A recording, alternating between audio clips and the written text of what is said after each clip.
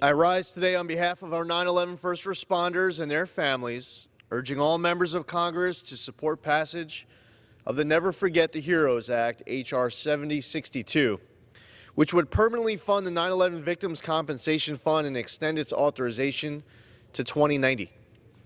Regardless of party affiliation, and regardless of which district or state you come from, it is imperative that right out of the gate of the next Congress, starting next month, that this legislation is immediately passed and sent to the President to become law. First responders who worked on the pile day and night, aiding in the search, rescue, and cleanup efforts, were breathing in toxic debris and ash that are now known to have caused over 50 different types of cancer.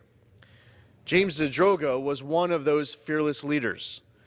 He was also the first NYPD officer whose death in 2006 was connected to toxic exposure at the World Trade Center site. The James Zadroga 9/11 Health and Compensation Act was later signed into law in 2011 to help our 9/11 first responders.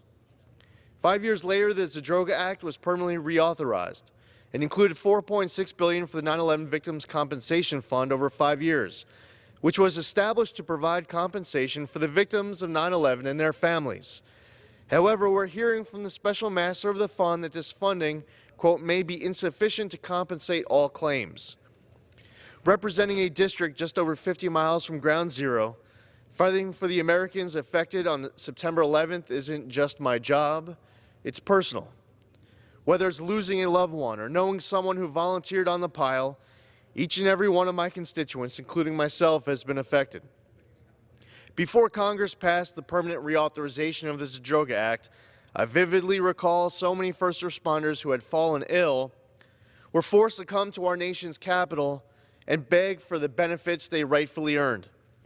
These 9/11 first responders live not only in New York, but 433 of the 435 congressional districts across this country.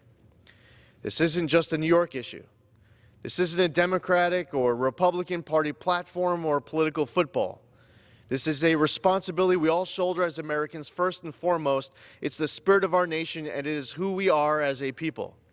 These were the very men and women who, in the face of evil, were willing to put it all on the line to help save their fellow Americans, who ran into the towers while everyone else was running out. It is unconscionable that time and again they've been forced to come crawling to Washington, D.C.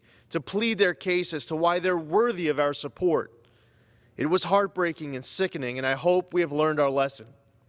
We must pass this legislation at the beginning of the 116th Congress, so these first responders don't have to go through all of this all again, so they can focus on their health and not be forced to travel to Washington, D.C. on their own dime dozens of times for the benefits they have more than earned.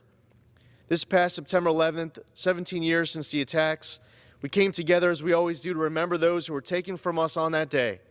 But this year marked an especially harrowing occasion. By the end of this year, it's anticipated that more people will have died from 9/11 related illnesses than were killed on 9/11. And over 175 of those deaths occurred just this year. Jimmy Martinez was one of those 175. Diagnosed with bone marrow cancer, he went into remission in 2016, a year after the Zadroga Act's permanent reauthorization. He responded to the 1993 attack on the World Trade Center, again on 9/11, and came to the aid of so many in the aftermath of Superstorm Sandy. This August, he died a 26-year veteran of the FDNY. Just as there were so many who fought for the Zadroga Act that were not here to fight for its reauthorization in 2015, Jimmy is just one of the so many who are unable to continue this fight today.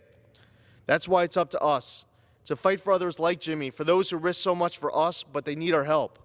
Congress must take action to ensure every family receives the compensation they are entitled to as soon as possible. They have earned nothing less. On that horrific day, in the face of the worst of humanity, these men and women were the best of it. In honor of them and the families who carry on their memory, Congress must do its job and permanently fund the 9/11 Victims Compensation Fund. In the aftermath of 9/11, we vowed we never forget, and I'm going to make sure of it.